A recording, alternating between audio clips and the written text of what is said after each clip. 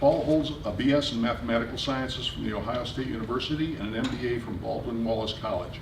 He is the Executive Director of Information Technology for a commercial contracting firm in Youngstown. Paul and his wife, Diana, live on an 80-acre organic demonstration farm in Carroll County. Ladies and gentlemen, Paul Feezel.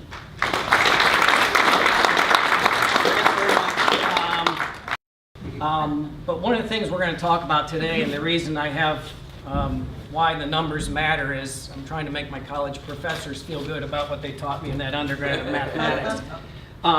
But I also want to make sure that people understand that this is an order of magnitude thing. So I'm going to go through a whole lot of slides in a pretty short time because we're going to have an opportunity to have more discussion about this later. Okay? So where Carroll County is, we're northeast of Coshocton. We're down there, the little plus sign. That means come here, hurry up. Some of the stats: rural community, 30,000 residents, 400 square miles, no incorporated cities, which everybody in the room means no home rule. We can't do anything by state law. Our number one source of revenue was agriculture. That sign probably needs to be taken down. Number two was tourism, surprisingly. 7 different church camps, agriculture camps, FFA camps, and so on, and about 350 full-time farms. Luckily, in 1999, we have some survey results, and you're going to hear again and again and again. I'm about the facts. The top reasons that people lived here in 1999: rural character, friendly atmosphere, plentiful water resources, lots of outdoor activities, quiet, peaceful. Does anything in there say job opportunities, how much money you can make, the ability to go and extract mineral resources? No. We'll see if that changes. 2006 to 2008, voted the safest place to live by Progressive Farmer magazine. So that's our sheriff. And unfortunately, fast forward to today, April 2014, we've got 95% of our land leased. We've got 400 permits issued. We've got 2,000 wells projected to cover our 400 square miles. 300 of those have already been drilled, 175 in production. We are 2x the closest county, being Harrison County. We are in what's called now the pickle, if anybody's heard of that, which is the really, really, really hot spot. For a long time, we were 10x the closest county. So why do all these numbers matter? Maybe by the end of this, you'll get some of it.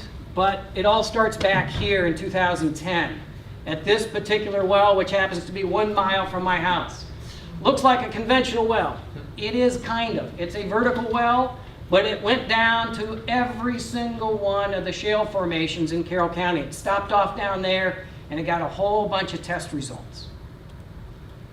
From that, must have had pretty good test results because landmen started to show up, and they started to show up big time. We have a personal example, just a quickie, sitting on our porch, Sunday afternoon, having a family picnic. Car comes up unannounced. We live 1 mile off the road, so this was not an accidental drive-through.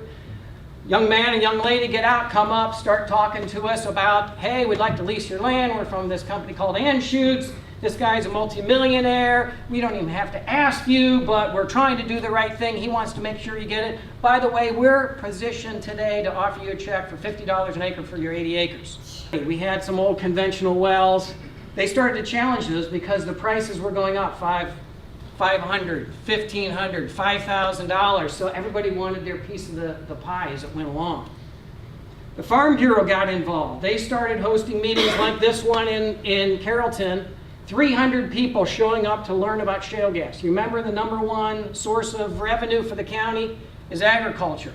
A lot of farmers, generally land rich and bank account poor, as I like to say. And quite frankly, it's a tough challenge for them. When you have 500 acres, we don't have big 1,000-acre farms like out west, but you have a 100-acre farm and somebody's going to give you $5,000 just as a signing bonus, and you say you get $500,000 up front. And oh, by the way, the opportunity to get more as you go along. They were promoting it pretty big.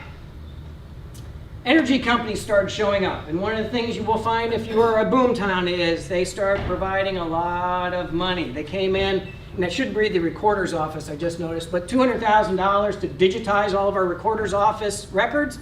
Why? It was too slow to do it by paper.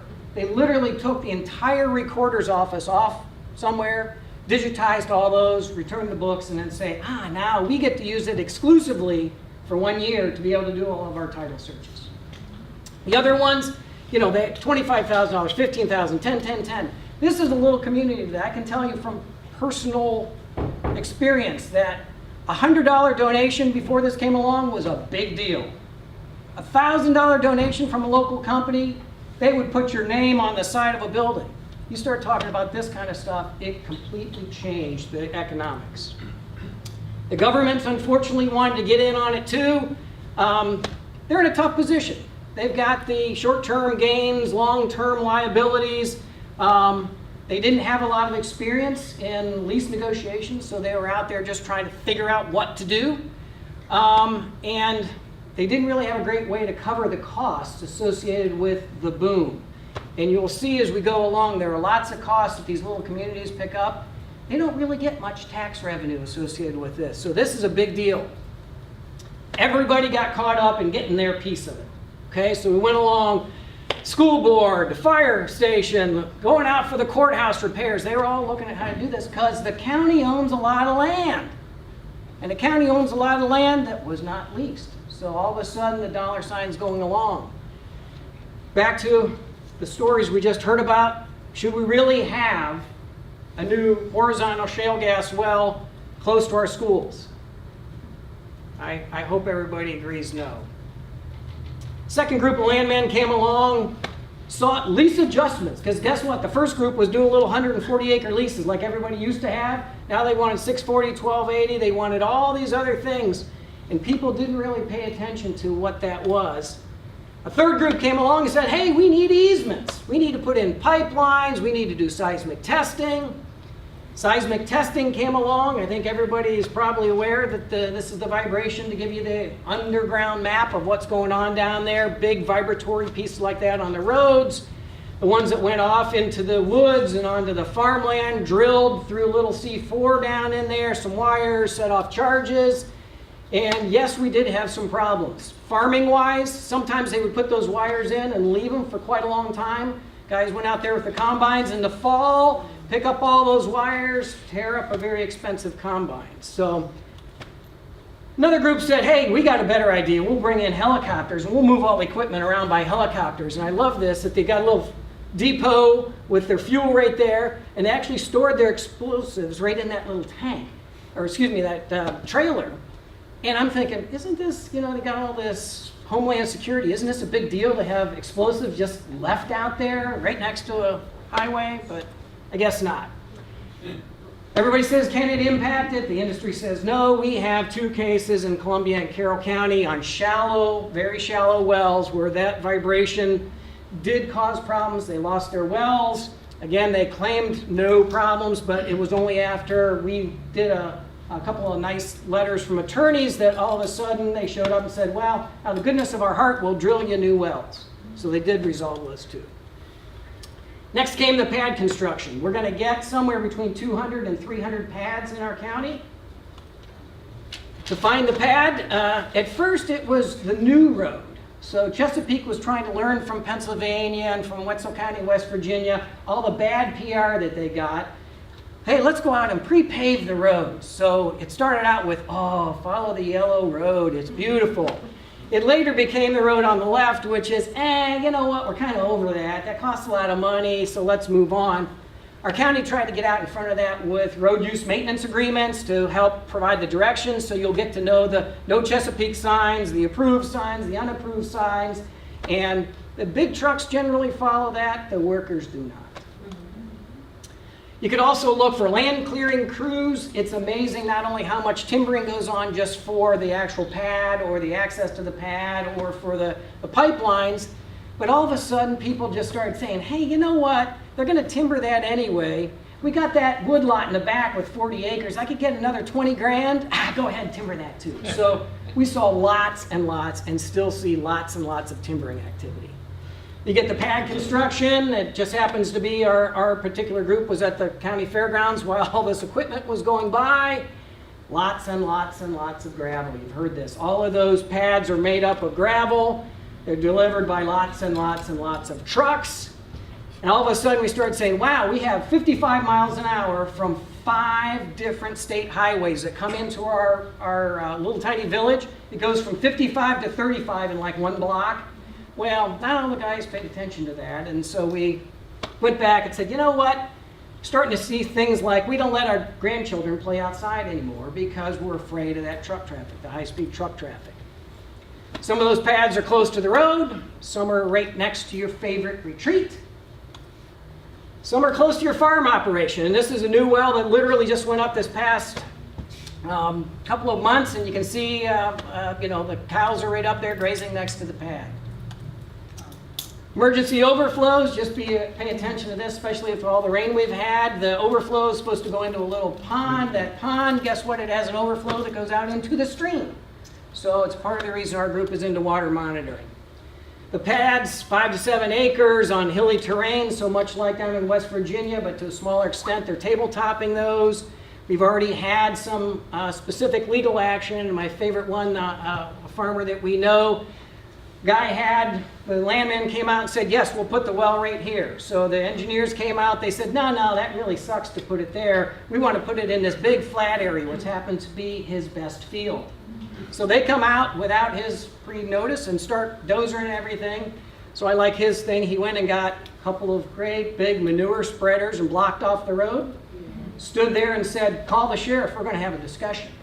And so the sheriff showed up, they got a stay, and they did some negotiations.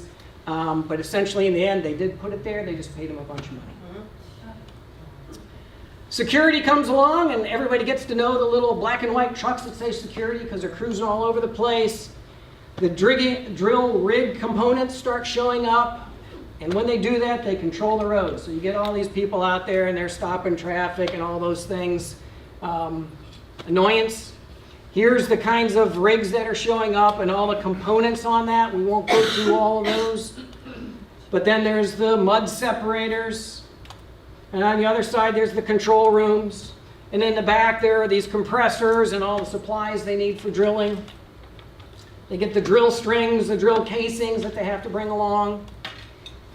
Lots and lots and lots of generally out-of-state workers. And the required what color truck?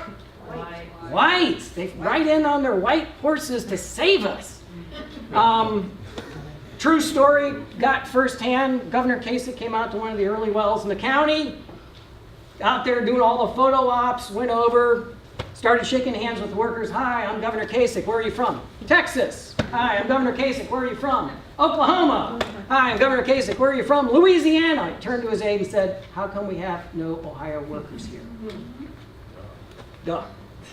Not to pick on Texas, Calvin, but this was one of the ones that I just had to say, really? We had a nice snowy winter. This guy from Fort Worth attempted to pass a snowplow in a double yellow line area, got clipped by the snowplow. Luckily, he did surprisingly walk away from that, but interesting. I kind of was like, good, he got plowed off into the ditch. But hotel, they're betting big time on this. We had one hotel in our town. It says availability most nights, literally today.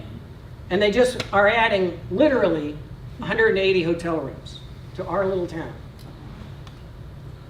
Home prices are going up.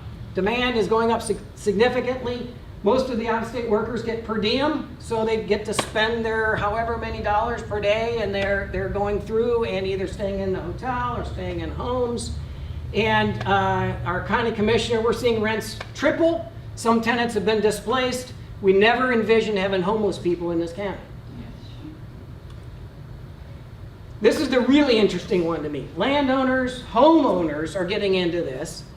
When you start saying sleeping rooms for rent with an industry where they're called roughnecks, I don't know, I wouldn't do it, but especially now the big thing is if you can provide furnished and you can provide cable and you can provide internet, go. Those rigs can be set up in days, not weeks, just to give everybody a perspective on how quickly this moves. Once the drilling starts, they generate all their own power, so there's no interconnects with your local electric company. They work 24 hours a day. Around us, it seems to be 14 days on, 7 days off, and often on the 7 days off, the out-of-state workers drive home. In fact, there was an accident about 2 years ago where they were only 10 miles from the rig on their way back to Texas. Driver fell asleep, crash, injured 4 people. They're pretty noisy. You might think that. Diesel generators, electric motors, trucks, 24 hours a day, 7 days a week. But now, if you're lucky, you get the silence brought to you by Chesapeake with these, protective walls. And all they are is a steel structure with kind of a piece of vinyl hanging on them. But they're not every well. So you got to be a squeaky landowner like this particular one is that I happen to know. He's very squeaky, and so they put that up. That also gives them something to work behind. It does. I used to have that on the slide, and I took that off, but you're exactly right. Yeah. Being a roughneck is a tough job. I don't envy those guys at all. It's hot, it's dangerous. We had a well worker killed. He got hit by the pipe just like those guys are doing up there. It was on a Rex Energy well, which is one of the 2 main drillers in our county. He was killed, another guy was injured. To date, our drill cuttings have gone into a closed loop system, so you don't have those big pits like you see in other areas. We're fortunate that way. They've been mixing it with some stuff that I don't know what it is. Some white powder, and I'll tell you, there's a lot of bad jobs on the rig, and that's going to be one of them, because that guy would get out every few minutes and throw a big sack of something in there and cut it open, and the wind was blowing, obviously. Everything downwind of that site was covered in that, whatever it was, white dust. Coal fly ash. Coal fly ash? Okay. I don't know what it was, but it just looked like a crappy job to me. And so those drill cuttings. You take those drill cuttings, and in the state of Ohio, they're called residual waste. That residual waste, a recent study or a calculation, about 600 tons per drill string. It would take about 100 truckloads, and these are generally the kinds of trucks we're seeing. Most of them have a lid like that kind of clamps down over it, and they usually have a liner. This one had a tarp on it that wasn't working too well. That was in our local speedway along with all of his buddies at the left there. He got out, went in, got a cup of coffee, and I came up and snapped a picture. Didn't even pay attention. It's taken to local landfill. That residual waste is something, as we know, can contain normal, naturally occurring radioactive material, or what the industry now likes to call technically enhanced. But we're looking for just Carroll County, 1.2 million tons just from the projected wells in Carroll County. Casings are cemented. I'm just going to leave it kind of at that. We know what that means, the short and long-term impacts to be determined. And I guess I'll say, and this is a little bit of a commentary, but I think it goes with what we've seen in Pennsylvania, that obviously we're in that kind of that honeymoon phase right now. We're early in it, just a couple years into it. And my wife did some domestic violence counseling for many years. And in hearing kind of the whole cycle there, I kind of use the analogy that the lady heard that this guy had beat up his last girlfriend or a wife, and that's not true. He maybe bumped into her, and he's being so sweet to me, and he's taking me out to dinner and going on vacation and all those things. And I kind of see, unfortunately, that we're going to be the one that a couple years down the road that ends up in the hospital. So that's my little side analogy. When the water trucks show up, you know that fracking's near. This is one that came along. We had just rebuilt a bridge in 2010 on our own tax dollars. That bridge wasn't strong enough for all the traffic, so generously, Chesapeake offered to pay half of the money, the $176,000. And I'm sitting there as a taxpayer saying, I don't want to pay a nickel to them. If they're using it and they need it, they can pay it all. But that's a classic example of a cost that's built in. The water is taken from public and private lakes. Unfortunately, thanks to wherever Leah is, Muskingum watershed is one of those. This is a classic one. Or it comes from the local fire hydrant in the village. This guy literally had went over, hooked up to a fire hydrant, was filling his truck with it. Cop shows up and goes, what are you doing? Getting water? For what? Fracking. Off to jail he goes. They're not smartest. Comes from streams in now the Ohio River. It's amazing. They will pump a little bit out of a stream for a long time in advance of that. I love the commissioner here. Hopefully the Ohio River holds the endless supply of water. How much water is on this earth? Only a limited supply.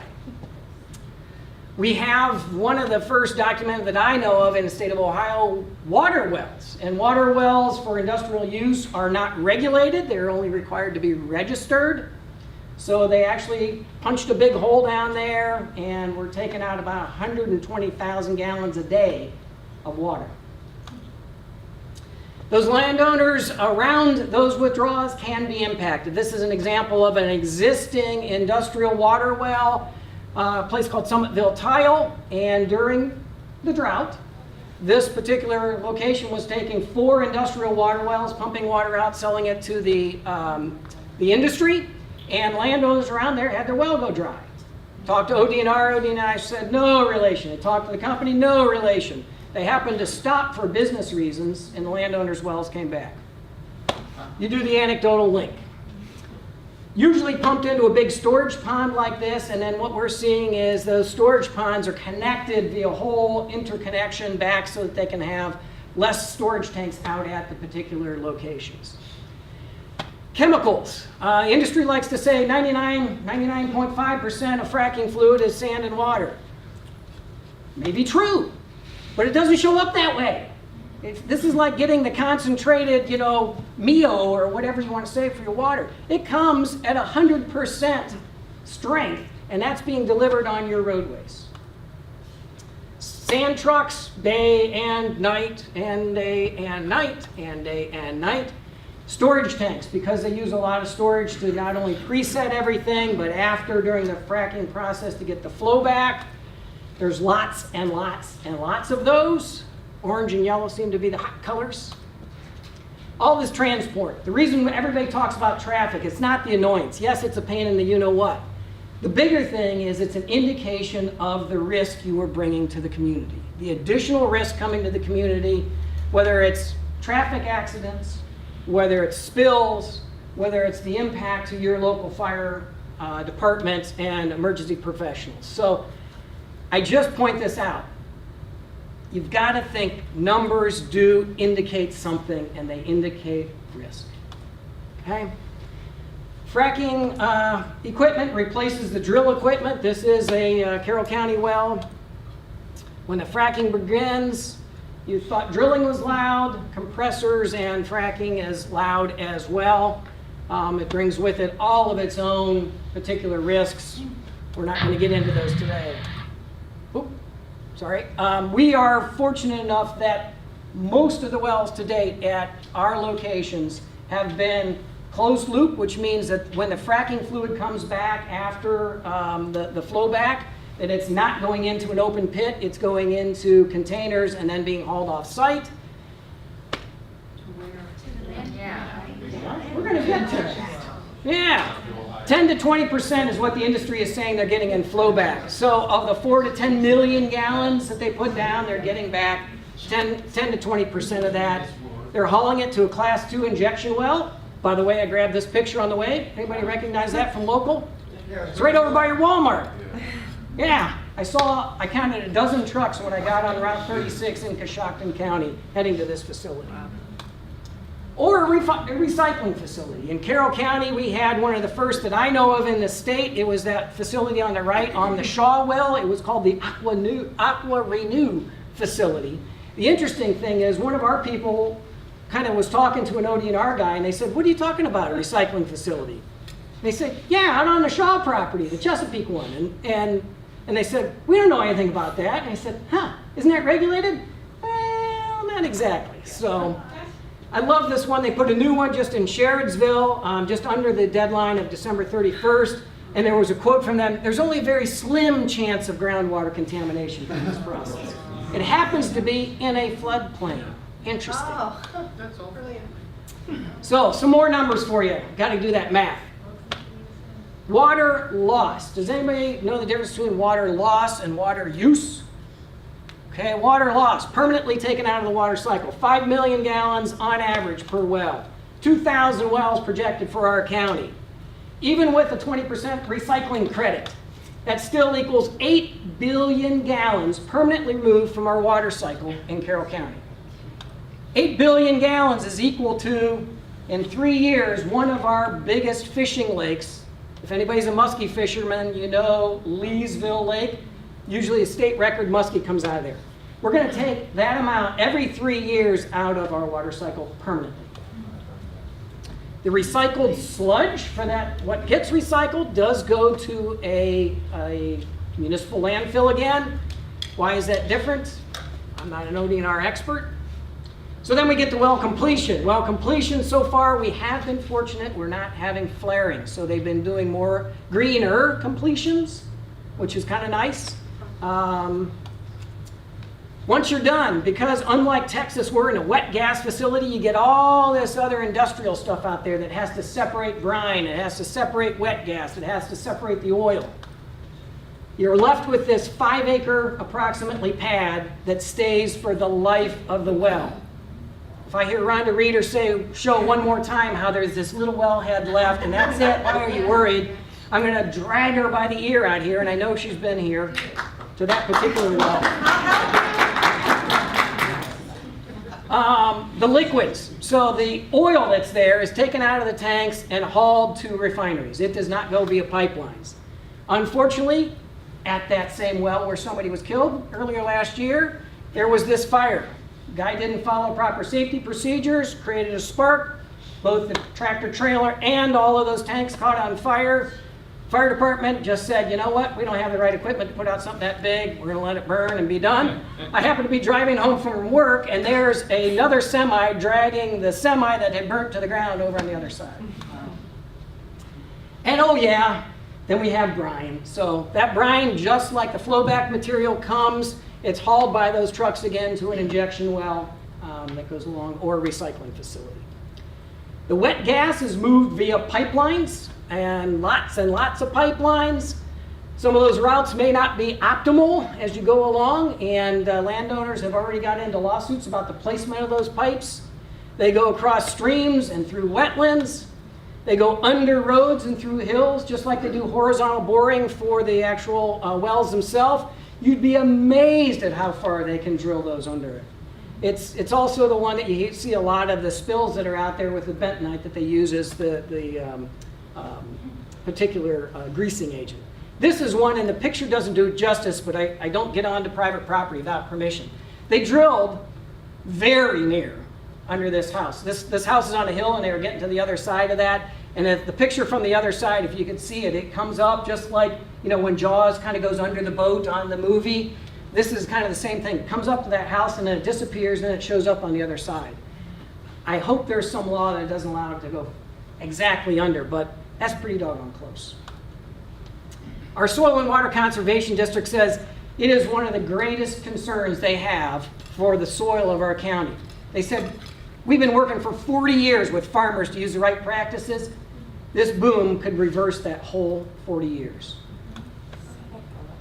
Compressor stations are put in, 800 to 900 PSI, to our beautiful cryogenic fractionation plant. And this is on the north side of our county, just outside the county.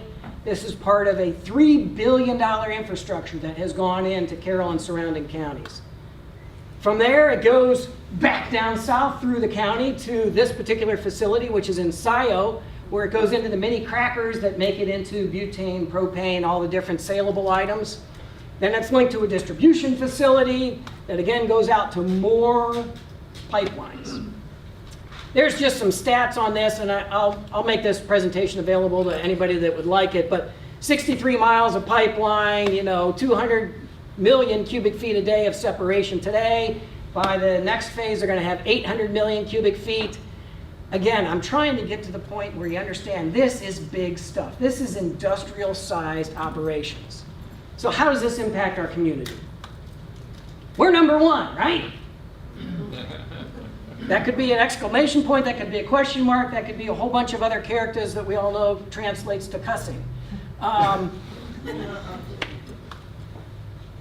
We did have local benefits, no doubt. Unlike out west, it was pretty common that people didn't have a split estate on their gas. So literally, this is a Rolex billboard in Carroll County. The average income before this came along, $29,000 per household. I can guarantee you in the 15 years we lived here, there was not a Rolex billboard there. Okay? There is now, and the right below it, why should you wait? Get your royalty money now. Anybody seen an ad with one Keith Burgett? He is our local veterinarian.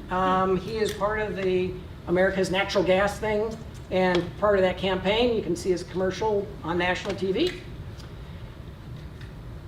We're starting to get into that next phase. Maybe not quite chipping away at the abusive spouse yet, but they're starting to see, you know what? Some of those early landowners that are getting royalties are starting to find out there's all kinds of other things that come along with it. There's severance taxes, there's gross versus net, there's these huge long statements about what production is and what deductions go along with it. There's assignment and sale of royalties, there's liability issues, who's responsible for all this. All of a sudden that simple 1 or 2 page lease that some of these people signed is starting to say, huh, literally lawsuit, kid you not. The judge declared that it went towards the industrial side because of where a comma was placed in the sentence. Now we're starting to see, you know what? I don't want to wait for that money. I will buy or sell my royalty stream, or maybe even sell my gas rights along the way. Some people are in the camp, they don't want to wait. Some people don't believe it's coming. Everything else seems to be for sale too. And everything has like www.oilgasrealestate.com on there. Everybody's trying to cash in. Underutilized property, underutilized everything. Everything's for lease or for rent, and I just love this one I had thrown in. Rent me. You know, that's literally right outside the big plant that went inside of Kensington. Some existing businesses do benefit. There is no doubt that in this initial phase that there is benefit. McDonald's is now open 24 hours a day in a town that has 3,900 people. Okay?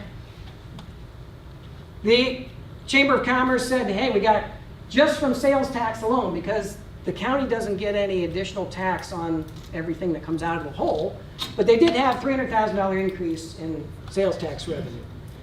And lots of new businesses popped up. Lots and lots and lots. Some of them are already closed, but lots and lots and lots.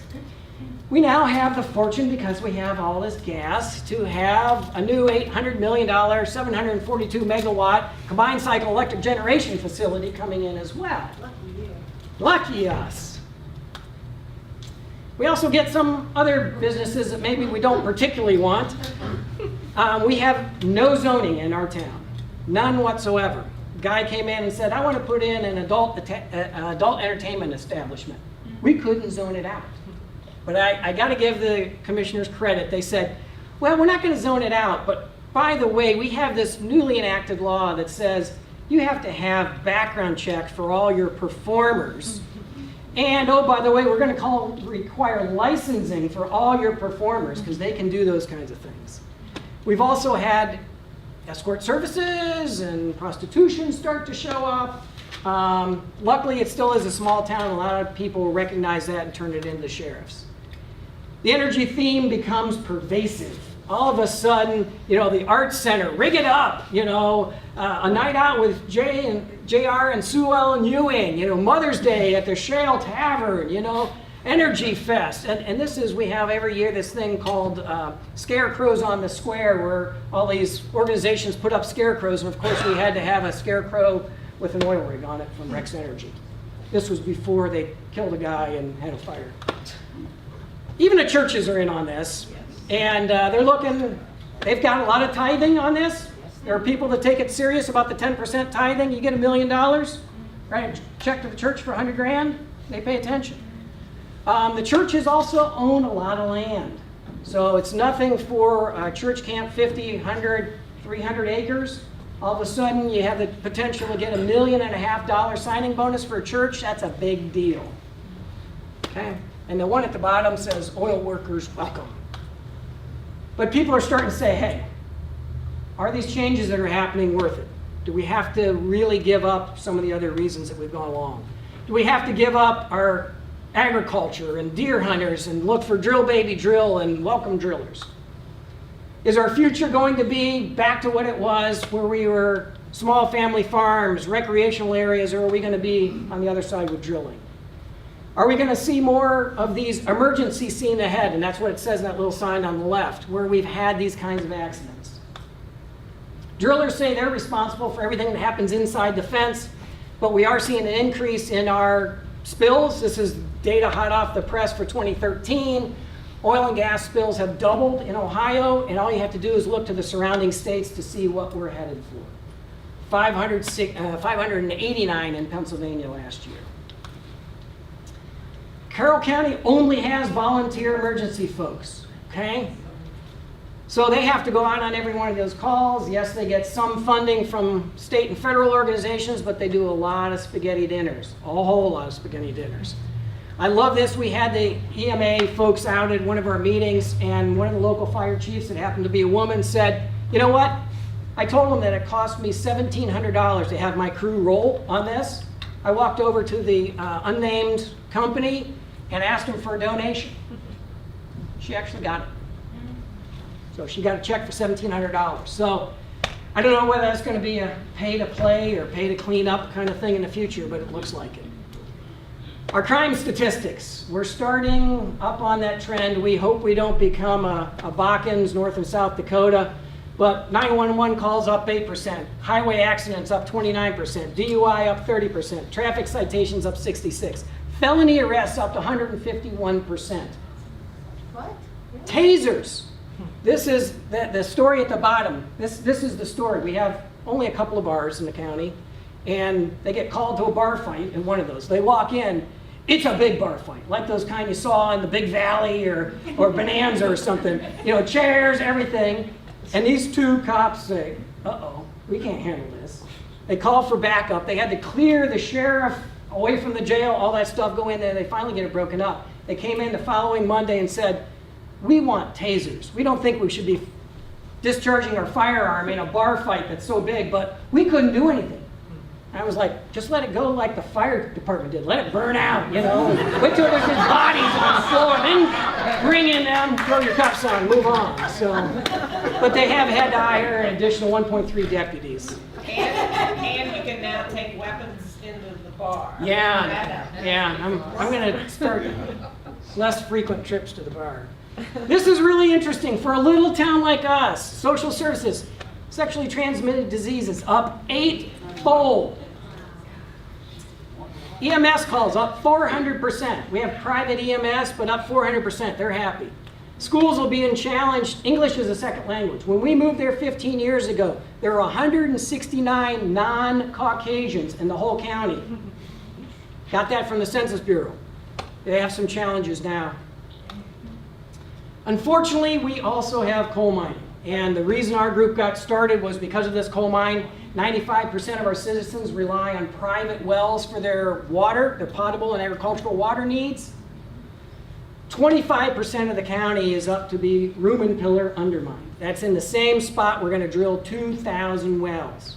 Okay? ODNR has a 150-foot setback. Last time I looked at those pads are way bigger than 150 feet. So I'm worried about that for our landowners, our safety of our water as we go along. In this particular case, because the coal rights were there before the gas rights, coal trumps gas on where pads are located.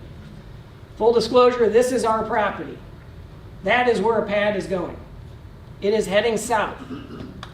And because of that, for our 80 acres, we have a split estate already when we bought our place of coal rights. Rosebud approved that. Chesapeake came to us and said, we're going south. That's the only place we're allowed to go. So we're going to unitize you. At least 40 of your 80 acres.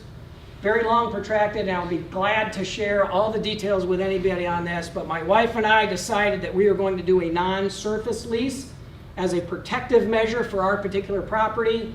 If anybody knows about the unitization, first of all, they're proven darn near every one. And when you've got coal trumping gas, game over. So we signed a lease at the beginning of 2013, non-surface lease. We got $5,300 an acre, $424,000, plus we got a bonus royalty potential of 20%. Wow. So I want to let you know, full disclosure on that. It doesn't change my views on what's going on. It's a particular issue for us. we thought it was strategic. Everybody needs to make their own decision. We've also, from that money, been doing some pretty extensive testing. We actually started testing our water 4 years ago. We had a monitoring plan put in place by a professional hydrogeologist. We've spent over $10,000 on our water testing already. I would venture to say we have the most tested private water in Carroll County. We've documented everything for pre-drilling and pre-mining because we have both of those going on. And we're trying to get all of our forest values, our home values documented time over time over time. So if anything happens, they can't say, you know, that was there before. So 4 years ago, we started this. We started educating our landowners about their property rights on all these fronts. We were holding our elected officials accountable. We've been encouraging landowners to do baseline water testing. And at least for those landowners within 1,500 feet of a well, the state of Ohio requires them to now get a test from a third party. And we're actually collecting those results. We're trying to be maybe the test case that gets ahead of what happened in Demick and other areas where we can show ahead of time what it was. We're training. We've now got 50 people trained on how to do water testing and water monitoring on both public and private water sources. We're partnering with universities as part of the boom. Everybody's coming to us to say, hey, how to do this. Two of the big ones. One with University of Cincinnati, where we're doing methane water testing. What they're doing is they're coming out for any landowner that has been identified to have methane in the water. They got through a grant the ability to check the isotope on that. The isotope can tell you whether it is, they're both naturally occurring, but whether it is decomposition type methane, being like our particular well has, there's muck down there that is decomposing, or is it something associated with what we call fossil fuels? So our particular well on our property is a classic example of the industry would say, oh, that was already there, it's not us after fracking occurs. We're saying, there was gas there, but the source was not from the same source that you're talking about. So ours is an example. If over time that composition changes and starts to add fossil fuel gas, smoking gun. Okay, you can go get them. The other one is we're doing air quality sampling. This is just a prototype with, again, University of Cincinnati and Oregon State. They're having both a static as well as a wristband study. It's pretty cool. So we'll keep you informed as we go along with that. So we're back around now. Here we are. Those are those numbers. I went through a lot of numbers here. We're only 20% of the way through our boom. We have 5 times this amount of activity to go.